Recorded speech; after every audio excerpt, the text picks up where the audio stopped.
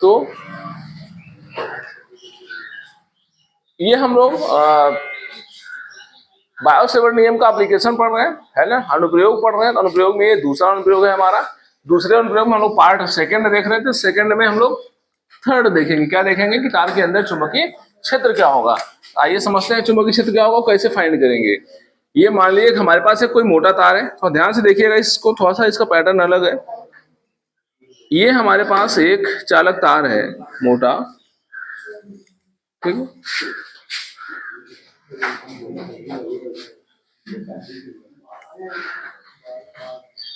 ये हमारे पास एक चालक तार है मोटा, ध्यान दीजिएगा। अब इसमें आपसे क्या पूछ रहा है कि तार के अंदर चुंबकीय क्षेत्र का मान क्या होगा, है ना। अभी तक हम लोग चुंबकीय क्षेत्र बाहर ज्ञात किए थे, फिर हम लोग कहाँ ज्ञात किए थे, पृष्ठ पर ज्ञात किए थे। अब हम लोग कहाँ ज्ञात करेंगे, अंदर। अब अंदर चेक करते हैं कि चुंबकीय क्षेत्र का मान क्या होगा।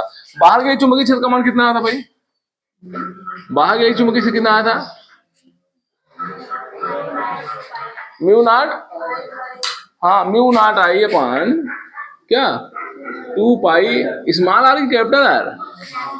हाँ कंफ्यूज हो गए बहु, यहाँ से हम लोग आर दूरी माने थे ना, तो capital R use, small R use किया जाएगा। और जब हम लोग सेकंड कंडीशन यूज किए थे तो वहां क्या यूज किए होंगे, कैपिटल आर यूज करेंगे, ठीक। इसको ध्यान रखिएगा। अब यहाँ पे समझना क्या है, अब हमें ज्ञात करना है तार के अंदर चुंबकीय क्षेत्र। कहाँ ज्ञात करना है, तार के अंदर चुंबकीय क्षेत्र ज्ञात करना है। चलो ज्ञात करते हैं चुंबकीय क्षेत्र हम लोग तार के अंदर किस तरीके से ज्ञात किया जाएगा। मान लेते हैं कि हमें तार के अंदर इस क्षेत्र में चुंबकीय क्षेत्र चाहिए। क्या चाहिए, चुंबकीय क्षेत्र चाहिए इस क्षेत्र में।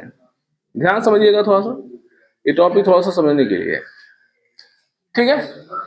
अब ये ध्यान रखिएगा कि जो हम लोग चुंबकीय क्षेत्र के लिए दूरी मान रहे हैं, चुंबकीय क्षेत्र के लिए दूरी मान रहे हैं, वो हमेशा हम कितना मान रहे हैं, स्मॉल आर मान रहे हैं। ध्यान देना बात को। हमने यहाँ पे सेंटर से ज्ञात किया था, यहाँ पे हमने इसको आर माना था। फिर जब हम लोग यहाँ पे दूरी माने थे वो भी आर ही था, स्मॉल आर ही था। But small are capital R के क्या था, बराबर था, इसलिए वहां पे कैपिटल आर आ गया है। अब फिर हमको चुंबकीय क्षेत्र ज्ञात करना है। जहां भी हमको चुंबकीय क्षेत्र ज्ञात करना होगा हम लोग स्मॉल आर मानेंगे। तो इसकी दूरी मान लेते हैं कि ये हमारा क्या एक्सिस है, क्या है, ठीक है। एक्सिस का मतलब इसका अक्ष है। किसका अक्ष, पूरे मोटे वाले तार का, पूरे मोटे वाले तार का। अब पूरे मोटे वाले तार के कारण हम इस बिंदु पर चुंबकीय क्षेत्र ज्ञात करेंगे। पूरे मोटे वाले तार के कारण हम इस बिंदु पर, माने एक पतले रेंज में है ना, जैसे मोटा तार है बीच में पतला रेंज है कोई, हम लोग वहां पे चुंबकीय क्षेत्र ज्ञात करना चाह रहे हैं, ठीक है। अब इसके लिए चुंबकीय क्षेत्र का मान जब ज्ञात करना होगा तो क्या करेंगे भाई, इसकी त्रिज्या कितनी मानेंगे, बड़े वाले की, यहां से यहां तक कितनी मानेंगे, कैपिटल आर। ये तो कल ही बताया गया था आपको, इसको कैपिटल आर रखना है। और जहां पर हम लोग चुंबकीय क्षेत्र ज्ञात करते हैं उसको कितना मानते हैं, स्मॉल आर मानते हैं। तो चलो मान लेते हैं कि यहां से यहां तक की दूरी हमारी कितनी है, स्मॉल आर है। और इसी पॉइंट पर हमको, इस पी पॉइंट पर हमको क्या ज्ञात करना है भाई, चुंबकीय क्षेत्र का मान ज्ञात करना है। समझ गए, समझ गए भाई। अब ये थोड़ा सा दिमाग लगाना है यहाँ पे कि ये जो चुंबकीय क्षेत्र पैदा हो रहा होगा, ये जो चुंबकीय क्षेत्र पैदा हो रहा होगा वो कितनी धारा के कारण पैदा हो रहा होगा। क्योंकि हम जानते हैं कि चुंबकीय क्षेत्र किसके कारण उत्पन्न होगा, विद्युत धारा के कारण उत्पन्न होगा। किसके कारण, विद्युत धारा के कारण। अब हम बात करें अगर, तो कितनी, कौन सी धारा के कारण यह चुंबकीय क्षेत्र पैदा होगा। ध्यान देगा, ये तार मोटा वाला है जिसमें से पूरे में से धारा बह रही है, इसमें पूरे में से धारा बह रही है। ध्यान दीजिएगा, इसमें पूरे तार में से क्या कर रही है भाई, धारा बह रही है। और पूरे तार में से धारा कितनी बहती है, आई। हम लोग कितना माने थे, आई धारा बह रही है। पूरे तार में से कितनी धारा बह रही है भाई, आई बह रही है। पीछे से ही हम लोग पढ़ते आ रहे हैं। म्यू नॉट आई जो आया है, आई ये कौन था, तार में जाने वाली धारा। थोड़ा तार मोटा करके बनाया हूं तो उसका मतलब घबराना नहीं है, ठीक है ना। अब यहाँ पे समझ, ये सब समझने के लिए इतना मोटा तार आपको दिखाया जा रहा है, बाकी होता है कहानी थोड़ी पतली होती है, ठीक है ना। अब इस पॉइंट पे चुंबकीय क्षेत्र ज्ञात करना, आप ही बताओ, क्या ये जो धारा जा रही है, ये जो धारा जा रही है, क्या ये इन धाराओं के कारण चुंबकीय क्षेत्र यहाँ पैदा होगा, नहीं, इसके कारण इधर पैदा होगा। लेकिन जो धारा इधर से जा रही है उसके कारण चुंबकीय क्षेत्र यहाँ पैदा होगा। है ना। हम जानते हैं कि जब किसी तार में धारा बहती है तो उसके चारों तरफ क्या बनता है, चुंबकीय क्षेत्र बनता है, उसके चारों तरफ चुंबकीय क्षेत्र बनता है। इसका मतलब क्या है, इसका मतलब ये है कि जब इसमें से धारा बहेगी, इतने वाले क्षेत्र से जो धारा जा रही है उसके कारण यहाँ पे चुंबकीय क्षेत्र पैदा होगा, न कि इधर जो धाराएं बह रही है उसके कारण चुंबकीय क्षेत्र पैदा होगा। बस मैं इधर जो धारा बहेगी वो इधर अपना चुंबकीय क्षेत्र पैदा करेंगी, इधर अपना चुंबकीय क्षेत्र पैदा करेंगी, लेकिन जो इसमें धारा जा रही है वो यहाँ पर चुंबकीय क्षेत्र पैदा करेगी, वो यहाँ भी पैदा करेगी। ये वाला जो धारा जा रही है, चलो मान लेते हैं कि इसमें से कुछ नई धारा जा रही है हमारी, ये ऐसे इतने क्षेत्रफल से, इतने क्षेत्रफल से मान लेते हैं धारा जो जा रही है हमारी वो आई डैश है। कितनी धारा जा रही है, आई डैश मान लेते हैं। इसमें से कुछ धारा अलग जा रही है, आई डैश आपको दिख रहा है, ये क्या है, आई डैश है, थोड़ा बड़ा लिख दे रहा हूं, चलो आई डैश, ठीक है। आई डैश धारा उसमें से जा रही है और पूरे के पूरे चालक तार से कितनी धारा जा रही है भाई, आई जा रही है, पूरे चालक तार से धारा आई जा रही है और इस छोटे वाले एरिया से धारा आई डैश जा रही है। अब इस आई डैश के कारण, इस आई डैश के कारण इस बिंदु पर चुंबकीय क्षेत्र आपको मिलेगा, ठीक। इस आई डैश के कारण हम लोग क्या करेंगे, चुंबकीय क्षेत्र की गणना करेंगे। समझ में आ गया, तो कैसे करेंगे भाई बोलो, निकाला जाए। अब बताओ आप लोग, एम्पीयर का परिपथ नियम लगाते हैं, है ना। R is less than R के लिए एम्पीयर के परिपथ नियम से, एम्पीयर के परिपथ नियम से, एम्पीयर का परिपथ नियम क्या कहता है, इंटीग्रेशन ऑफ क्या, बी डॉट डीएल बराबर म्यू नॉट समेशन ऑफ आई कहता है, ठीक है। बी डॉट डीएल बराबर म्यू नॉट समेशन ऑफ आई कहता है। अब यहाँ पे समझना ये है कि धारा आई का मान क्या होगा और साथ ही साथ बी और डीएल क्या होंगे, ठीक। तो थोड़ा ध्यान से समझना है, लिखा जाए। अच्छा बताओ, बी और डीएल इन दोनों के बीच का कोण कितना है भाई, अगर हम इसको लिखे B D L cos theta is equal to mu not summation of I, यहां पे थीटा की वैल्यू कितनी होगी, बी और डीएल के बीच का कोण क्या होगा बताओ आप लोग, बी और डीएल के बीच का कोण क्या होगा, डीएल कहां मानेंगे, डीएल कहां मानेंगे, किस जगह पे डीएल माना जाएगा, ये डीएल होता किसका है,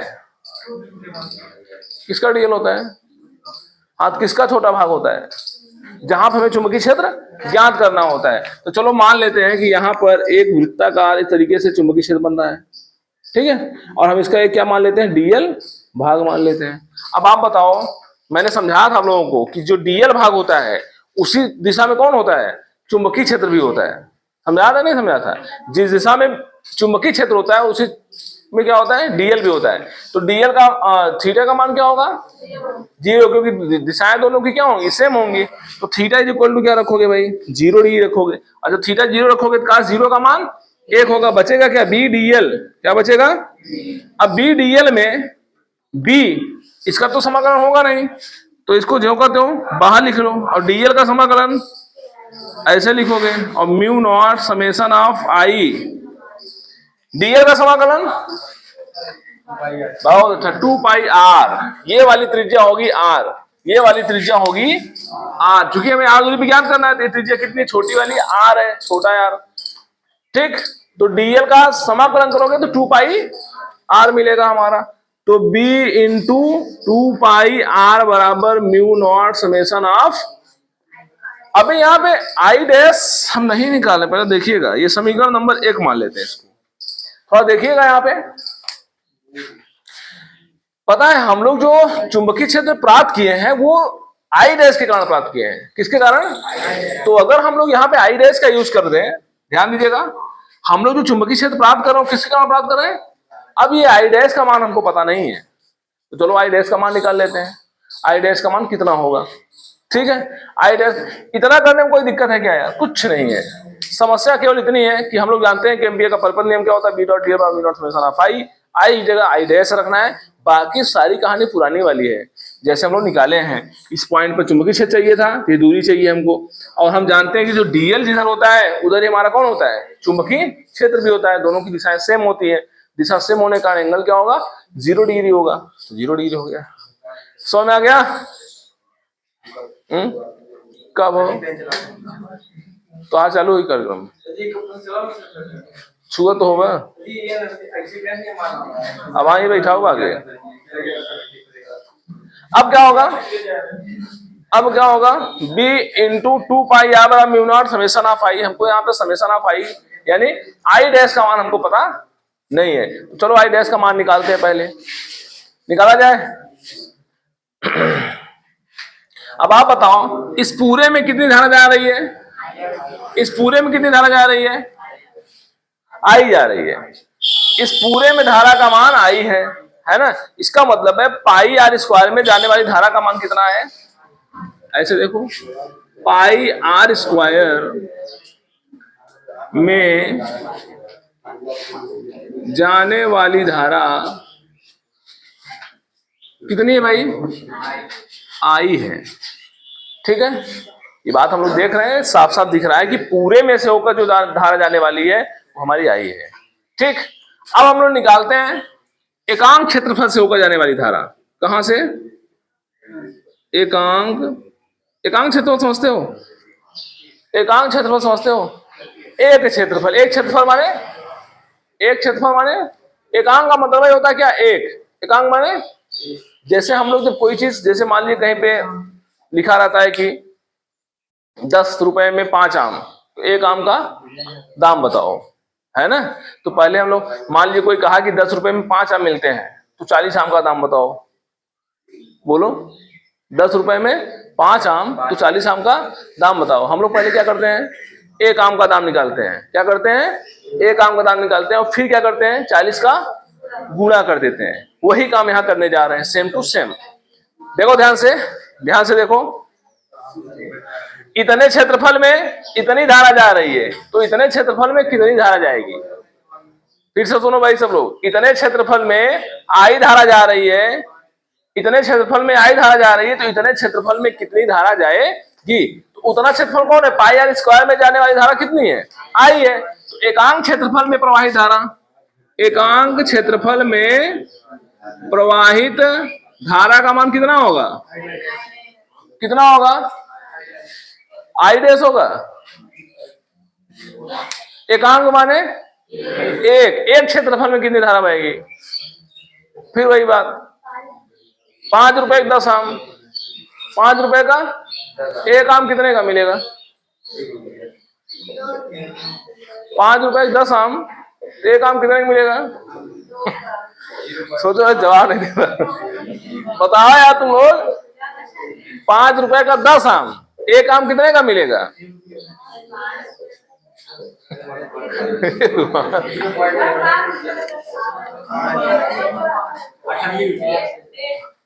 ₹1.5,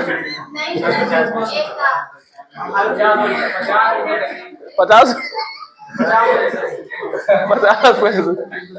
50 पैसे का मिले, मतलब पुरानी वाला सवाल है, कबाड़ी कौन का पुरानी सवाल है जी, ऐसे बेइज्जती कराओगे, सिंपल सी बात है। अच्छा मान लो 5/10 करोगे तो कितना आएगा, 0.5 आएगा, यानी 50 पैसे का आपको एक आम मिलेगा। समझ आ गया। आपने क्या किया, यहाँ पे भाग किया। अच्छा छोड़ो, सरल पूछ रहा हूं, एकदम सरल पूछ रहा हूं, ये तो बताओ, तब क्लियर हो जाएगा। इधर सुनो, 4 रुपए की 2 कलम मिलती है, 4 रुपए की एक कलम कितने की मिलेगी,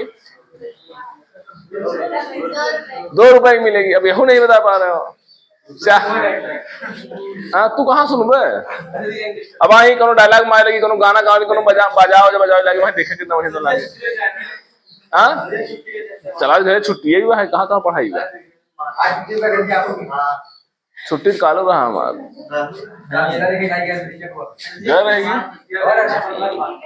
समझ गए। 4 रुपए का 2 आम, एक आम कितने का। आपने क्या किया, यहाँ पे जोड़ घटाना गुणा भाग, क्या किया, भाग किया। तो वही मैं कह रहा हूं कि पाई आर स्क्वायर में जाने वाली धारा आई है, ठीक। तो एकांक क्षेत्रफल में धारा कितनी जाएगी बताओ? I by pi R square, I by pi R. समझ में आया? अब बताओ, अगर एकांक क्षेत्रफल में इतनी धारा जा रही है, अब समझना बात को, एकांक क्षेत्रफल में इतनी धारा जा रही है, तो इतने क्षेत्रफल में कितनी धारा जाएगी? ये पहाड़ा पढ़ना है, फिर से समझो। 4 रुपए का 2 आम, या ऐसे मान लो 5 रुपए का 1 कलम मिलता है, तो 10 कलम का दाम बताओ। 50 रुपए। इतना बढ़िया बताते हैं आप लोग, है कि नहीं? 5 रुपए का 1 कलम मिलता है ना? तो 10 कलम का दाम। आपने क्या किया, खट से गुणा कर दिया। वही यहां भी लिखा है, देखो कि अगर एकांक क्षेत्रफल में, माने एक क्षेत्रफल में इतनी धारा बहती है, एक क्षेत्रफल में इतनी धारा बहती है, इतने क्षेत्रफल में कितनी धारा बहेगी भाई? तो बताओ क्या करोगे? पाई आर स्क्वायर, छोटा वाला आर है, पाई आर स्क्वायर क्षेत्रफल में प्रवाहित धारा कितनी होगी? गुणा कर देंगे ना, जैसे अभी आपने गुणा किया। मैंने कहा 1 रुपए का क्या बताते? हाँ, जो भी बोला मैंने, मान लो कि हमने कहा कि 5 रुपए का 1 कलम मिलता है, तो 10 कलम का दाम बताओ। यहां पे देखो, एकांक क्षेत्रफल में प्रवाहित धारा आई बाई पाई आर स्क्वायर, तो पाई आर स्क्वायर क्षेत्रफल में प्रवाहित धारा कितनी होगी? इसका क्या करोगे, गुणा कर दोगे। क्या करोगे? और प्रवाहित धारा कौन होगी? आई डैश बराबर I by pi R square into pi R square. समझ में आया? बोलो, दोनों का क्या किया मैंने? गुणा किया। माने इतने क्षेत्रफल में कितनी धारा जाएगी? इतना क्षेत्रफल किसका होगा? पाई आर स्क्वायर होगा ना भाई, ये तो आर माना गया है स्मॉल, तो इसका भी क्षेत्रफल पाई आर स्क्वायर होगा। तो पाई आर स्क्वायर और ये आई बाई पाई आर स्क्वायर। ये कौन है जी? हम हो बजाई थी, सही कहते थे, गलती से कब जमाना करते, मस्ती चलत रहता। अब क्या करोगे? अब आराम से बैठे। पाई से पाई क्या होगा? कट गया। आर से नहीं कटेगा, वो स्मॉल आर है, वो कैपिटल आर कहां से कटेगा? ठीक है ना? इसका मतलब आई डैश का मान यहां से कितना आया भाई? आई डैश बराबर क्या आया? I R square by R square आया। समझ आया? आई डैश बराबर I square, I R square by R square. हम पिछली बार देखे थे, ये मैं सोचो कि गुरु पहली बार देखे, हम एक बार इग्नोर कर दिए, चलो जाने दो, बच्चे हैं। अब बार बार मस्त फिर वहां पड़ गया है। झूठ मत बोला करा, झूठ से शक बना फर्क। चलो ध्यान दो, ये आ गया किसका मान? आई डैश का मान। ले जाओ कहा? इसी की जरूरत थी हमको। ले जाओ समीकरण 1 में रख दो। समीकरण 1 में रखने पर, 1 में रखने पर, ठीक। समीकरण 1 में रखेंगे तो कैसा होगा? b into 2 pi R, b into 2 pi R बराबर म्यू नॉट आई डैश है। म्यू नॉट आई डैश का मान कितना? I R square upon R square. ठीक है। अब क्या होगा भाई? अब इस हमको चुंबकीय क्षेत्र निकालना है ना, तो 2 पाई आर को कहां भेज दो? नीचे भेज दो। जब 2 पाई आर को नीचे भेजोगे तो क्या होगा हमारा? b इज इक्वल टू, ये सब ऊपर आएंगे, mu naught I R square, mu naught I R square ऊपर रहेगा पूरा पूरा, और 2 पाई आर कहां जाएगा? नीचे जाएगा। 2 pi R into R square. R एक आर से एक आर कट जाएगा, ऐसे कट गया ये। अब क्या बचा? Mu not I R upon 2 pi R square. तो b बराबर बचा mu not I R upon 2 pi R square. ये चुंबकीय क्षेत्र का मान होगा कहां? अंदर। इसका मतलब एक बात सिद्ध होता है यहां पे कि जब किसी तार में धारा बहती है तो तार के बाहर भी चुंबकीय क्षेत्र होता है तार के पृष्ठ पर भी चुंबकीय क्षेत्र होता है और तार के अंदर भी चुंबकीय क्षेत्र होता है। समझ में आ कि नहीं है? बोलो भाई। और तार के अंदर चुंबकीय क्षेत्र का मान कितना है? Mu not I R upon 2 pi R square. एक बार फिर से समझो टॉपिक को। यहां हम लोग ज्ञात क्या करना था? अंदर चुंबकीय क्षेत्र का मान ज्ञात करना था। अंदर हमने क्या किया? एक छोटा सा सेगमेंट ले लिया, मतलब एक छोटा एरिया ले लिया कि चलो हमको इतने एरिया में माने अक्ष से इतनी दूरी पर चुंबकीय क्षेत्र का मान ज्ञात करना है।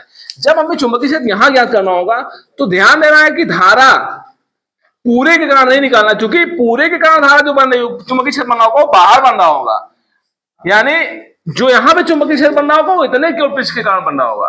अब बाहर से मतलब बाहर चुंबकीय क्षेत्र इधर तो ही जाएगा, इधर वाला चुंबकीय क्षेत्र इधर आएगा, है ना, क्योंकि दिशा उधर होती है हमारी। तो इस तरीके से इस तार के कारण, इस क्षेत्रफल के कारण यहां पर चुंबकीय क्षेत्र पैदा होगा।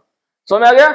इस क्षेत्रफल के कारण यहां पे चुंबकीय क्षेत्र पैदा नहीं होगा। तो हम लोग वही किए हैं यहाँ पे कि integration of B dot DL बराबर mu not summation of I dash माने क्या? इस छोटे वाले क्षेत्रफल से होकर जाने वाली धारा। ठीक, और फिर लिखे हैं ये तो थीटा इज इक्वल टू 0 हो गया, आप समझ ही रहे हैं। B integration of DL is equal to B naught summation of I, DL माने 2 पाई। यहां भी तो एक कहानी बनेगी ना भाई, अंदर भले ज्ञात कर रहे हो तो वृत्ताकार बनेगा चुंबकीय क्षेत्र, है ना। तो चुंबकीय क्षेत्र इस तरह बना तो हम लोग यहाँ पे 2 पाई आर लिख दिए उसका डीएल का समाकलन। ठीक, और फिर क्या बचा? पाई आर स्क्वायर में जाने वाली धारा कितनी है? पाई आर स्क्वायर माने का पूरा मोटा वाला, ये देखो त्रिज्या भाई है ना, तो पूरे में जाने वाली धारा कितनी है? आई है। कितनी है? आई जो लिखा हूं इसका लिखा हूं इसका, ठीक है। और वही लिखा हूं फिर एकांक क्षेत्रफल में धारा कितनी होगी? आई बाई इतनी हो जाएगी। एकांक माने एक क्षेत्रफल में, अगर इतने क्षेत्रफल में इतना जा रही है तो एक क्षेत्रफल में इतना जाएगी। अगर इतने क्षेत्रफल में आई बाई पाई आर स्क्वायर जा रहा है तो मतलब एकांक क्षेत्रफल में इतना जा रहा है, तो बताओ इतने क्षेत्रफल में कितना जाएगा? तो हम लोग क्या कर देंगे? दोनों का गुणा कर देंगे। फिर क्या होगी वैल्यू हमारी? ये बचेगी, इसको ले जाकर के समीकरण 1 में रख दोगे, आंसर आ जाएगा। ठीक, इस तरीके से इसको करना है। कहां? तार के अंदर चुंबकीय क्षेत्र। तो तीनों सेक्शन जानते रहेंगे हम लोग, तार के बाहर, तार के अंदर और तार के पृष्ठ पर। तीनों भी आ सकता है, बेलनाकार धारावाही चालक तार के लिए। हाँ, अरे बड़ा क्या है यार, उसमें कुछ बहुत सिंपल है। एकदम समझ लो कि पहला वाला तो कुछ सोचना ही नहीं है, पहला वाला जैसे इसके पहले वाला किया हो वैसे होगा, और पृष्ठ पर कुछ सोचने यहाँ पर बराबर दिखाना देना पृष्ठ पर आगे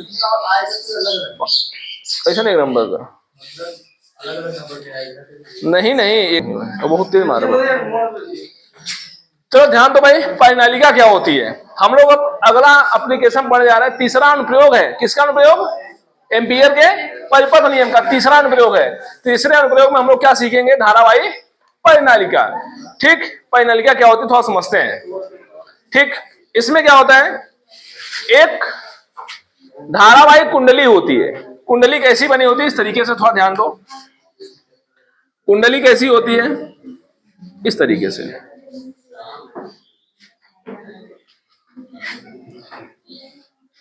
ये कोई मान लो कि एक नलिका है। नलिका माने आप एक पाइप समझिए, ठीक है। ये किसी का भी हो सकता है। कुचालक लेना है इसको। कैसा लेना है? कुचालक लेना है। आप बहुत सारे आप देखे होंगे दप्ती की पाइपें आती हैं, यानी कागज की। आप प्लास्टिक की पाइप देखे होंगे, बहुत सारी आती है। आप जैसे मान लो यही है, ये पाइप है। ये क्या है? हमको क्या करना है? हमारे पास तार है, सही तरह बता तुम देखा है, सब लोग देखोगे तार बहुत टाइट है।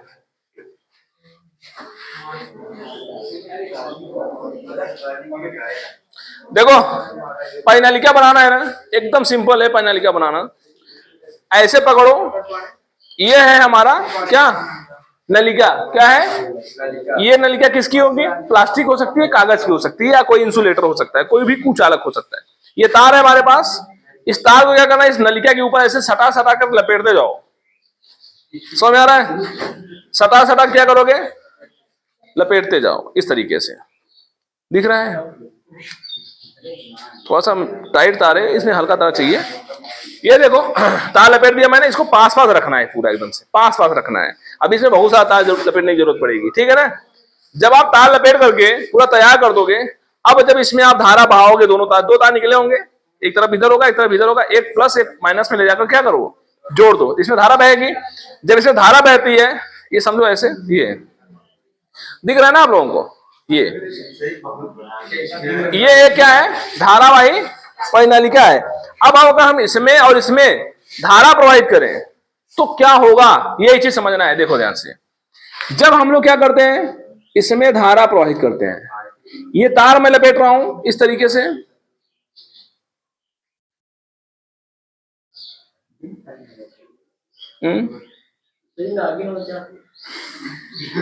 अब हाँ तो बताओ ठीक है यार, तो ही पहले बताओ भाई करो।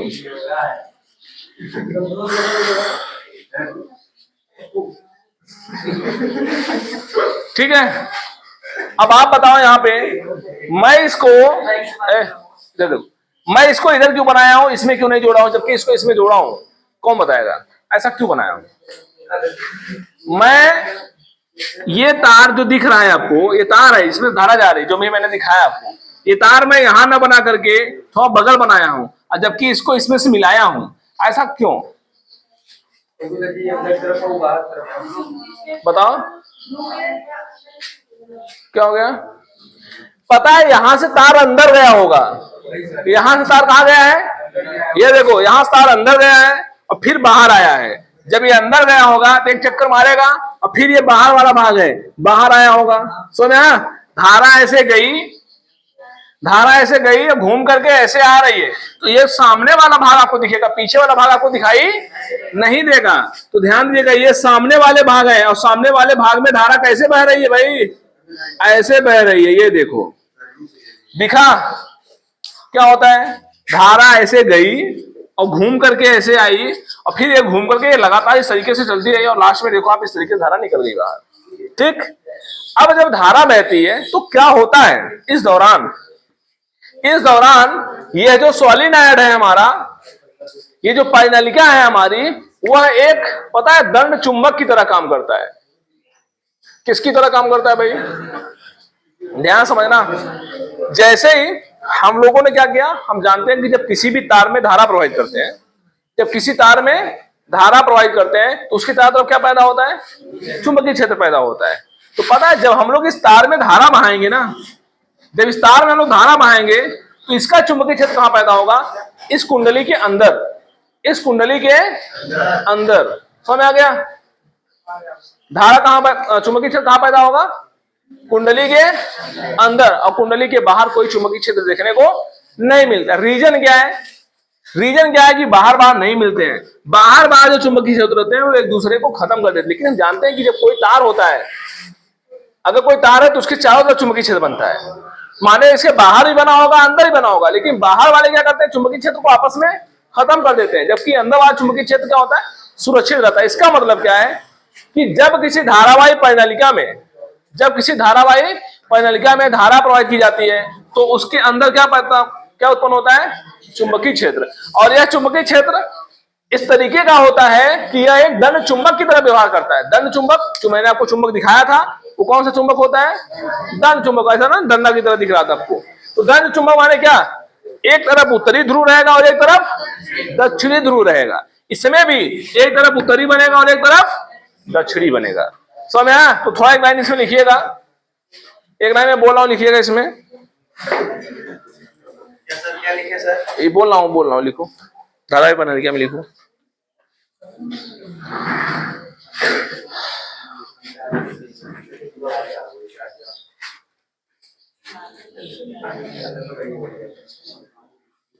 लिखिएगा, यह है विद्युत रोधी तार मैंने आपको कहा कि यह विद्युत रोधी तार के द्वारा बनी एक कुंडलनी होती है। किसकी होती है, विद्युत रोधी तार के द्वारा बनी एक कुंडलनी होती है, जिसकी लंबाई, जिसका व्यास लंबाई की तुलना में बहुत कम होता है। व्यास कौन होता है भाई, व्यास यहां से यहां तक होता है, इसको व्यास कहते हैं। तो व्यास लंबाई की तुलना में क्या है, बहुत कम होता है। अभी विद्युत रोधी की भी चर्चा करते हैं। ठीक, व्यास लंबाई की तुलना में क्या होता है, बहुत कम होता है। इतना सब लोग बोलोगे, क्या बोलोगे, यह विद्युत रोधी तार के द्वारा बनी एक कुंडलनी होती है जिसका व्यास लंबाई की तुलना में क्या होता है, बहुत छोटा होता है। समझ आया, जैसे ये देखो लंबाई इसकी ज्यादा है और इसका व्यास बहुत, व्यास माने इस तरफ से इस तरफ तक है ना, एक परिधि से परिधि, केंद्र से होकर जाने वाली रेखा जो होती है।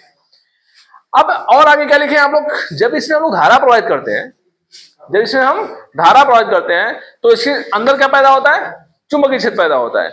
और यह चुंबकीय क्षेत्र कुछ इस तरीके से पैदा होता है कि यह एक दंड चुंबक की तरह व्यवहार करता है।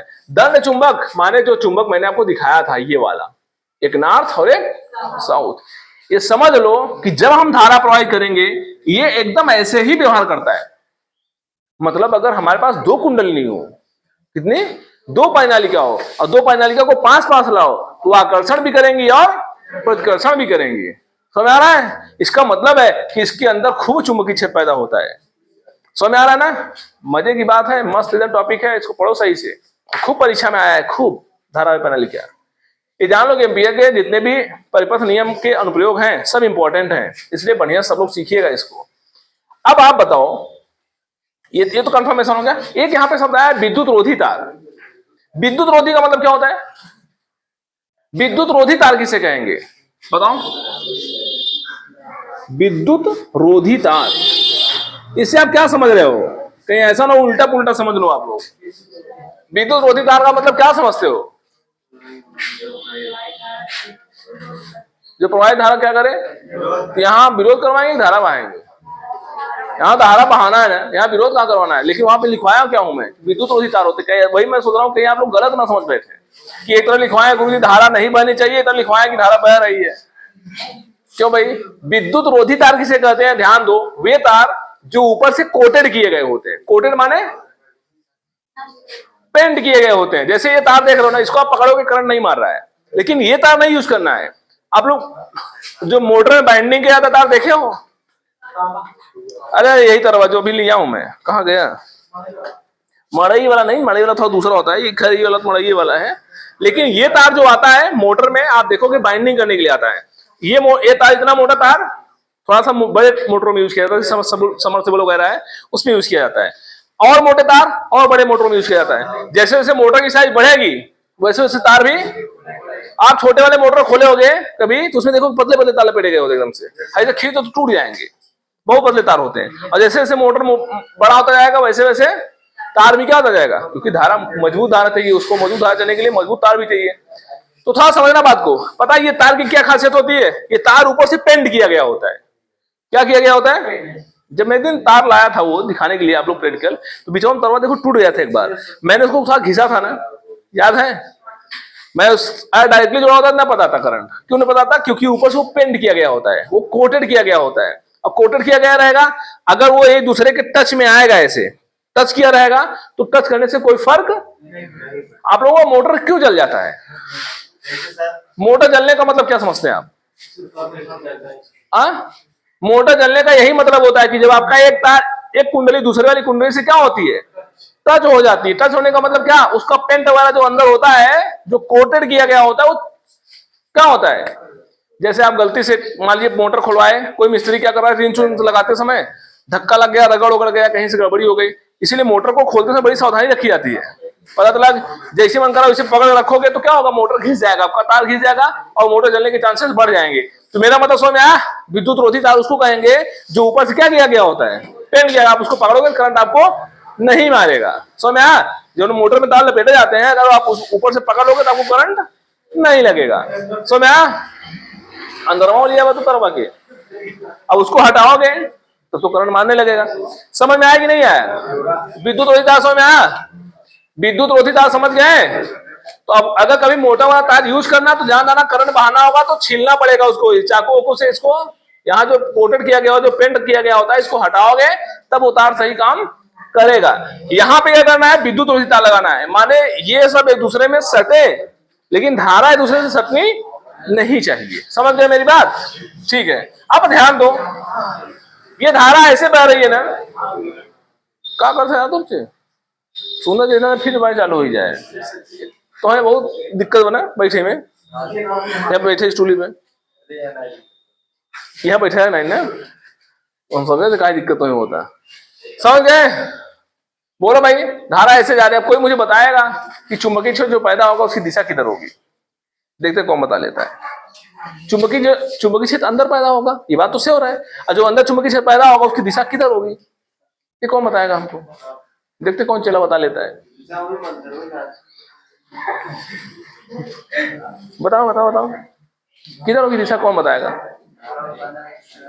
हाँ, चुंबकीय धारा तो बह रही, धारा दिशा तो आप देखिए, धारा ऐसे से जा रही है ना, देखो अंदर से गई है फिर बाहर निकली है, ऐसे से चल रही है।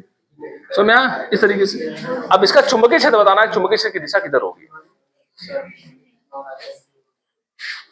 ऐसे नहीं, उसमें बताना है, क्रॉस डॉट नहीं बताना है भाई। किधर, क्या ऐसे से क्या करते हैं? चुंबकीय क्षेत्र की दिशा किधर होगी, इधर होगी। बहुत अच्छा बताया, वेरी गुड। कैसे बताया? हाँ बहुत बढ़िया, बहुत अच्छा। सिंपल सी बात है, अपना right hand thumb rule apply करो। ये क्या बताता है? धारा को, तो ये चुंबकीय को बताएगा। अगर ये चुंबक को बताता है तो धारा को बताएगा, और अगर ये चुंबक को बताएगा तो ये धारा को बताएगा। दोनों अपोजिट चलते हैं। तो सिंपल है, अंगुलियों को धारा की दिशा में रखो और घुमा दो। अंगुलियों को ऐसे देखो, समझ में आया? अंगुलियों को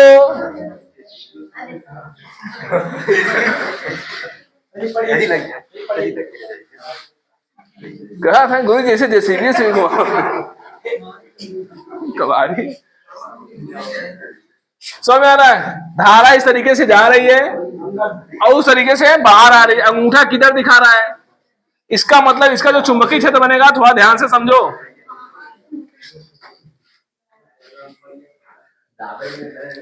देखो कितना प्यारा आपको दिखा रहा हूं चुंबकीय क्षेत्र। ये है, पता है क्या, ये इस तरीके से क्या बनेगा, चुंबकीय क्षेत्र पैदा होगा। माने चुंबकीय क्षेत्र की जो दिशा होगी, मैं चलो बना दे रहा हूं चुंबकीय क्षेत्र की दिशा। ये चुंबकीय क्षेत्र की दिशा, धारा नहीं समझना इसको, ठीक। चुंबकीय क्षेत्र इस तरीके से निकलेगा। प्रियांशु बताओ, इसमें उत्तरी ध्रुव कौन होगा और दक्षिणी ध्रुव कौन होगा? इसमें उत्तरी ध्रुव कौन होगा, दक्षिणी ध्रुव कौन होगा? अब तो बता सकते हैं, बताओ कौन उत्तरी है कौन दक्षिणी है। और हम जानते हैं कि अगर आप पढ़े होंगे तो आपका भाग्य भी साथ देगा, नहीं तो भाग्य भी साथ नहीं देगा। तो बताओ आप कि इसमें कौन सा नॉर्थ है, कौन था साउथ है, बताओ। और क्या होता है, बताओ भले से। तुम्हारे ऐसे ढलाई जाए तुरंत दादा। ऊपर नीचे कहा में देखा तुम्हें चुंबकीय क्षेत्र, बताओ। नहीं पता ना, और गलत बता नहीं सकते। और ध्यान जब बताया जाता है तो देते नहीं हो। कौन बता सकता है चुंबकीय क्षेत्र किधर नॉर्थ होगा किधर साउथ होगा? किधर नॉर्थ, बोलो। इधर, इधर क्या होगा? पूरा लीक पोत करके खत्म कर दिए। ये क्या है, ये क्या है नॉर्थ, ये क्या है? चुंबकीय क्षेत्र रेखाएं कहां से निकलती हैं? साउथ से निकलती हैं, नॉर्थ से निकलती हैं, और नॉर्थ से निकल कर कहां जाती हैं? फिगर को मिलाओ थोड़ा सा,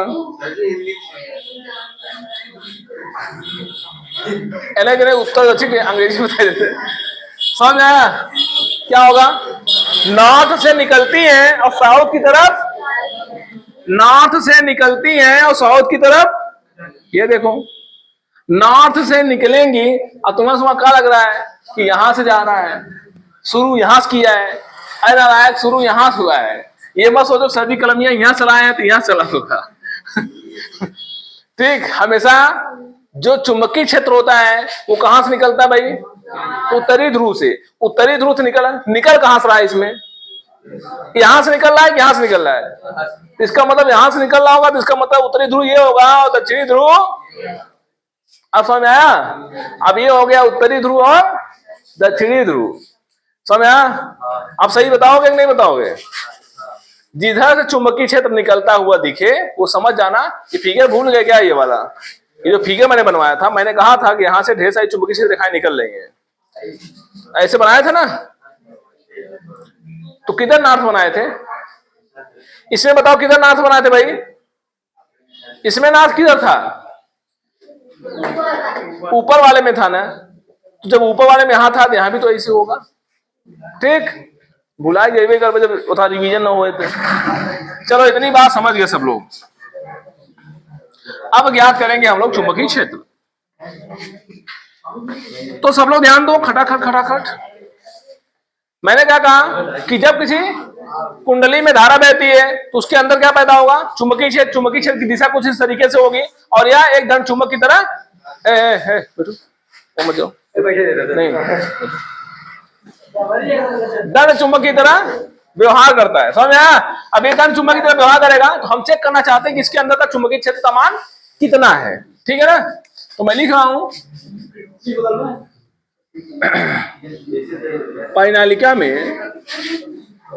परिनालिका के अंदर उत्पन्न चुंबकीय क्षेत्र का मान ज्ञात करने के लिए क्या करेंगे, सब लोग समझो। मैं क्या मानता हूं, एक एम्पियर का परिपथ नियम मानता हूं, एम्पियर लूप मानता हूं। हसद मत जाए, बहुत क्रिटिकल टॉपिक, मैं बहुत इजी पढ़ा रहा हूं आप लोगों। किताब ये पढ़ोगे 5 पन्ना लिखा है पूरा भर के, और समझ नहीं है कहां शुरू करूं कहां से अंत, इसलिए बढ़िया से समझ लो। एकदम शॉर्टकट, बहुत सिंपल वे, बहुत अच्छे में पढ़ा रहा हूं। कोशिश किया करो समझने की, नहीं तो वहीं जाओगे। देखो ये परिनालिका है हमारी, थोड़ा सा मैं बड़ा फिगर बना रहा हूं, यहां आएगा अभी नहीं, ऊपर बना देते हैं। यहां सबको दिख रहा है नीचे। मैं एक परिनालिका लेता हूं यहां पे, चलो ऐसे, ठीक है। ये परिनालिका वही है, सेम टू सेम। मैं क्या कर रहा हूं, इसका चुंबकीय क्षेत्र दे रहा हूं। चुंबकीय क्षेत्र इसमें कैसे बनना होगा भाई, ये चुंबकीय क्षेत्र है इसका, ध्यान दो ऐसे। चुंबकीय क्षेत्र रेखाएं किधर जा रही है इसमें, ऐसे ही जा रही हैं, ठीक है। ये है हमारा चुंबकीय क्षेत्र, ये है परिनालिका। और परिनालिका जो धारा जा रही है इसमें से अंदर जा रही है और इसमें से, चलो मान लो इसको थोड़ा सा मोटा बना दे जिससे आप देख पाओ तार कुंडली को, ठीक है। ध्यान देना, इस वाले पृष्ठ से धारा अंदर जा रही है और इस वाले पृष्ठ से धारा, तो मैं ध्यान दो यहां पे क्रॉस दिखा दूं, क्रॉस माने अंदर की ओर। अब ध्यान देना, यहां पे जो क्रॉस दिखा रहा हूं वो चुंबकीय क्षेत्र की दिशा नहीं है, ये किसकी दिशा है, धारा की दिशा है। किसकी, अब ये मत सोचना कि यहां चुंबकीय क्षेत्र है, चुंबकीय क्षेत्र इधर बन रहा है ना, ये धारा की दिशा अंदर जा रही है, इधर धारा बाहर निकल रही है। तो मैं धारा को दिखाया हूं ये डॉट और क्रॉस आज, ठीक है, आज उल्टा काम किया हूं, ठीक है। ये आपको बताएगा कि धारा किधर से जा रही है, चूंकि तार यहां मैं बना नहीं पाऊंगा और आपको यहां से पकड़ना होगा कि धारा कहां जा रही है अंदर और इधर से क्या कर रही है, बाहर निकल रही है। अब करना क्या आप लोगों को, यहीं पर एक एम्पियर का परिपथ मानना है। यहां पर एक हम वर्गाकार एम्पियर का परिपथ मान लेते हैं ऐसे, ठीक है।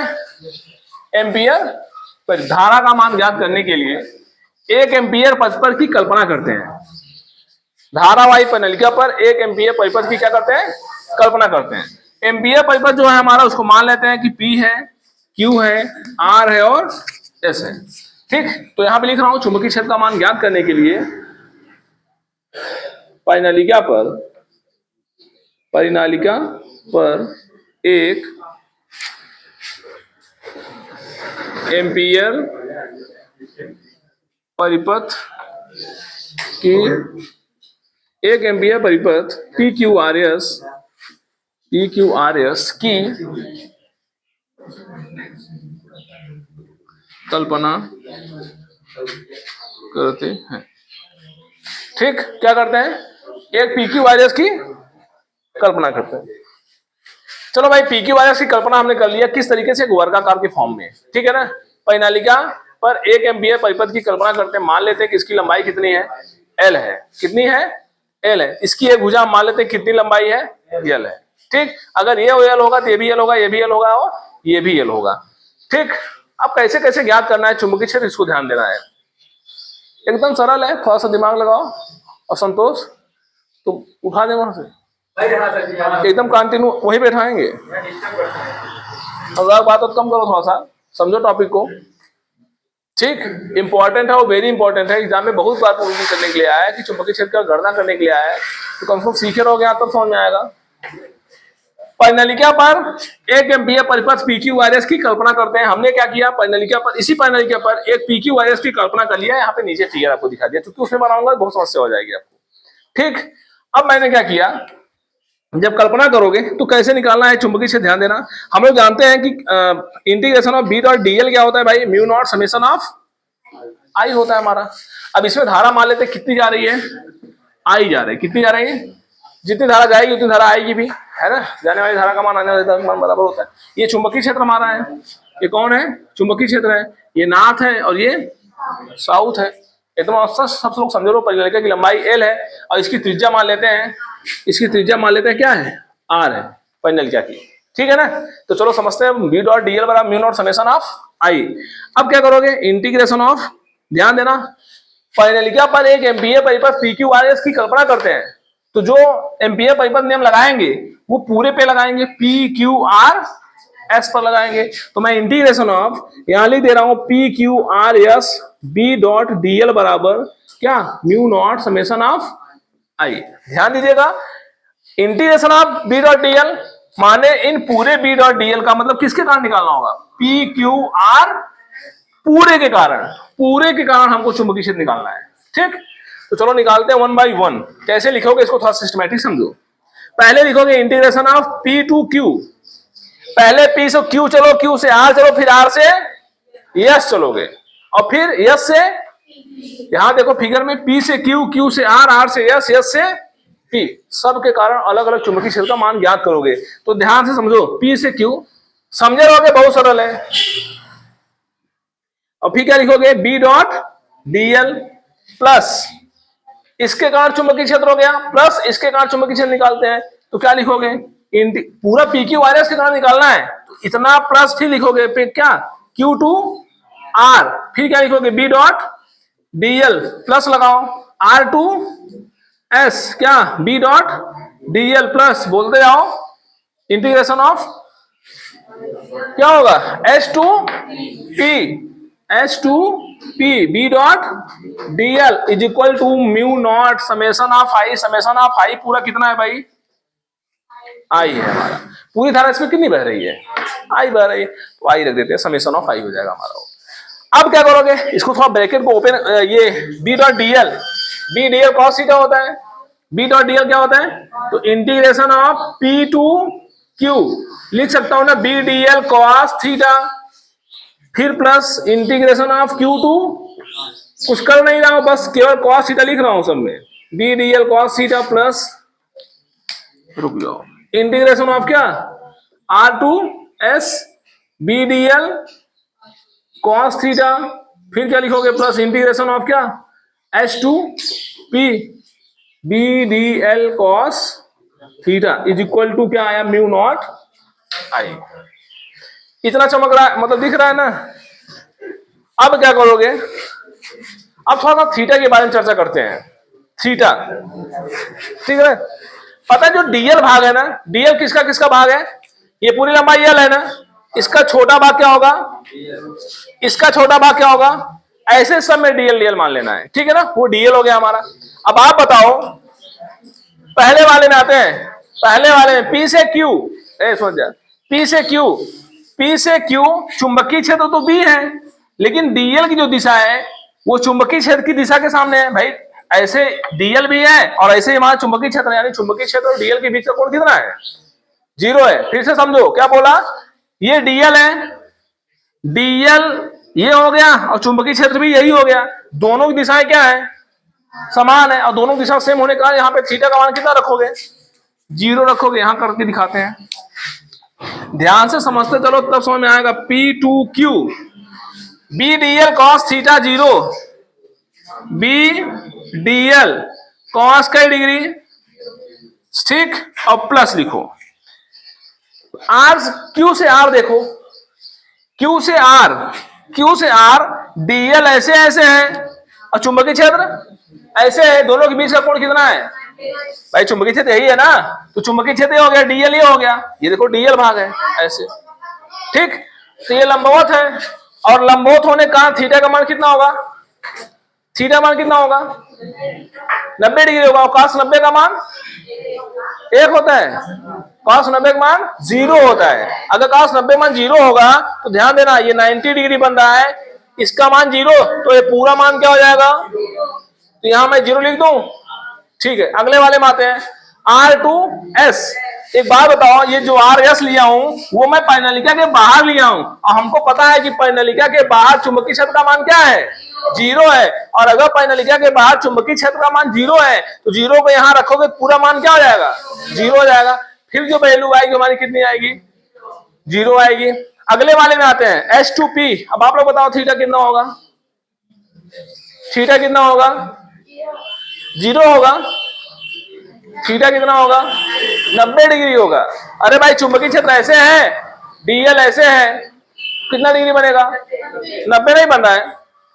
cos 90 का मान 0, तो वैल्यू क्या हो जाएगी? 0 हो जाएगी हमारी। ठीक, तो फिर प्लस क्या लिखोगे? प्लस 0 लिखोगे। इज इक्वल टू क्या है? म्यू नॉट, सब 0 ही बताओगे। आई, म्यू नॉट आई। इतना समझ आया?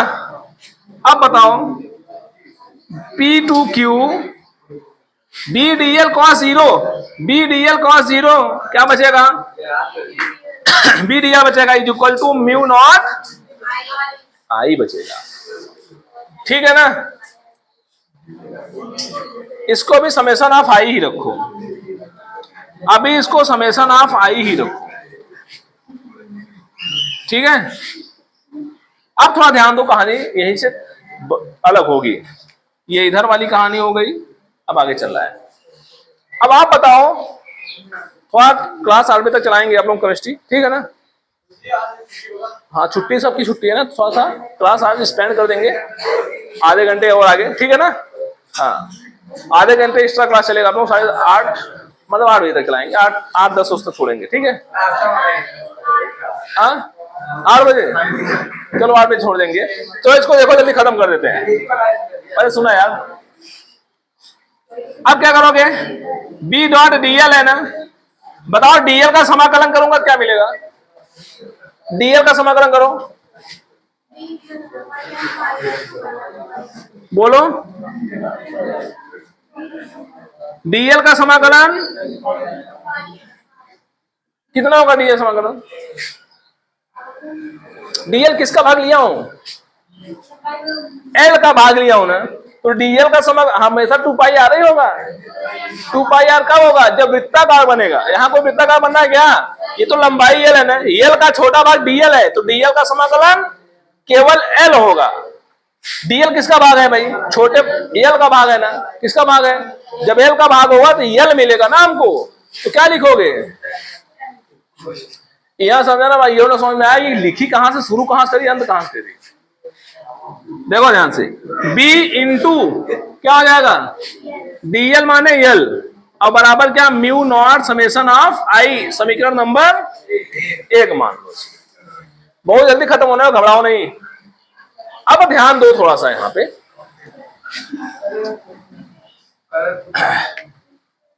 अथवा धारा का मान निकालते हैं, समेशन ऑफ आई चेक करते हैं पूरे में धारा कितनी बह रही है, ठीक है ना? तो माना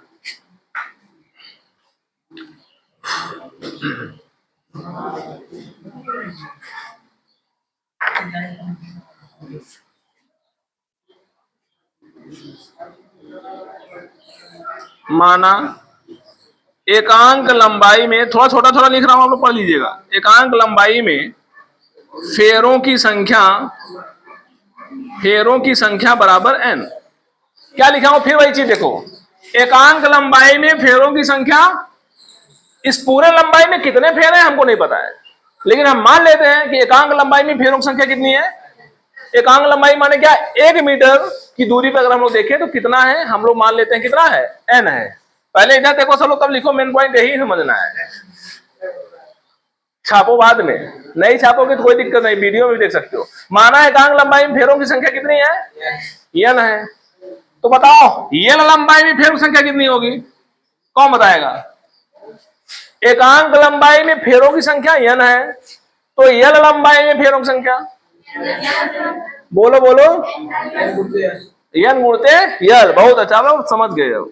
यल लंबाई में फेरों की संख्या कितनी होगी भाई? n इंटू एल होगी। समझ आ गया? ठीक है। अब ध्यान दो, माना एकांक लंबाई में फेरों की संख्या n है, तो यल लंबाई में फेरों की संख्या, अब पूरे में प्रवाहित धारा का मान कितना होगा? तो एन एल में प्रवाहित धारा कितनी होगी? देखो ध्यान समझो, एक फेरे में सॉरी एकांक लंबाई में फेरों की संख्या n है, यल लंबाई में फेरों की संख्या nl हो गई, और प्रत्येक में कितनी धारा जा रही है? आई जा रही है। प्रत्येक फेरे में कितनी धारा जा रही है? अब कुल कितने फेरे हैं? nl है, तो कुल धारा का मान कितना होगा? nl आई हो जाएगा, यानी आई का गुणा कर दोगे। फिर से समझो तीनों पॉइंटों को। एकांक लंबाई में फेरों की संख्या l, एकांक लंबाई माने क्या? मान लो 1 मीटर लंबाई में फेरों की संख्या कितनी है? हमको ये नहीं पता कि इसमें कितने फेरे हैं, लेकिन हम मान लेते हैं एकांक लंबाई में फेरों की संख्या कितनी है। सवाल में यही काम करेगा, सवाल जो लगेगा तो उसमें आपसे पूछेगा एकांक लंबाई में फेरों की संख्या, ठीक? तो फेरों की संख्या कितनी है? n है। यल लंबाई में यानी पूरी लंबाई में फेरों की संख्या कितनी हो गई? nl हो गई भाई, n का गुणा कर दिए, ठीक? जैसे अगर एक लंबाई मतलब एकांक लंबाई में n है, मतलब अगर 2l होता तो क्या होता? 2n हो जाता, 3n होता। ऐसे हम लोग क्या करें, n लंबाई है तो क्या कर दिए? n का गुणा कर दिए। अब प्रत्येक फेरे में धारा कितनी जा रही है? आई जा रही है। प्रत्येक फेरे में कितनी धारा जा रही है? कुल कितने फेरे हैं? nl है, तो धारा आई का उसी में क्या कर दोगे? गुणा कर दोगे, तो पूरी धारा कितनी आ गई? nl आई। और यही है हमारी पूरी धारा। समझ में आया? रखो, कहां है? ये है BL बराबर म्यू नॉट आई का मान nl आई, और l से l क्या होगा? कट जाएगा क्योंकि दोनों बराबर है। क्या बचा?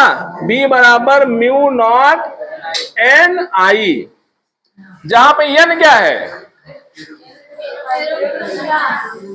यही गलती बताओगे, एकांक लंबाई में फेरों की संख्या। समझ में आया ना? यही गलती करना है भाई, लोग सवाल लगाते समय यही गलती करते हैं। यहाँ पे ये ध्यान रखना, यहाँ पे लिख लेना है n क्या है? एकांक लंबाई में फेरों की।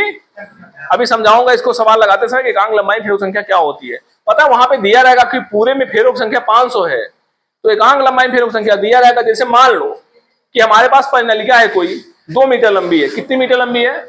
ध्यान देना, ऐसे दिया रहेगा कि 2 मीटर लंबी परिनलिका है, उसमें 500 फेरे हैं या 1000 फेरे हैं, ऐसे दिया रहेगा, है ना? अब आपको निकालना पड़ेगा एकांक लंबाई में। कैसे निकालोगे? 2 से भाग करना पड़ेगा। n का मान निकालने के लिए 500 फेरा दिया है, 2 मीटर लंबाई दिया है, तो 2 से क्या करना पड़ेगा? भाग, तब क्या निकलेगा? अभी नहीं कि 500 फेरा दे दिया, खर्च से n का मान रख दिए, तो गलत हो जाएगा सवाल। सवाल लगाते समय बहुत शुद्धता का ध्यान रखना है। ये एकांक लंबाई के लिए वैल्यू है। एकांक लंबाई का मतलब क्या? फेरों की संख्या दी रहेगी, और क्या दी रहेगी? तार की लंबाई दी रहेगी, यानी कॉइल की लंबाई दी रहेगी। उससे भाग करोगे तब जाकर के ये एकांक लंबाई में फेरों की संख्या निकलेगी, तब वो सवाल में रखा जाएगा। समझ में आया? अब इसको पूरा आप लोग छापो।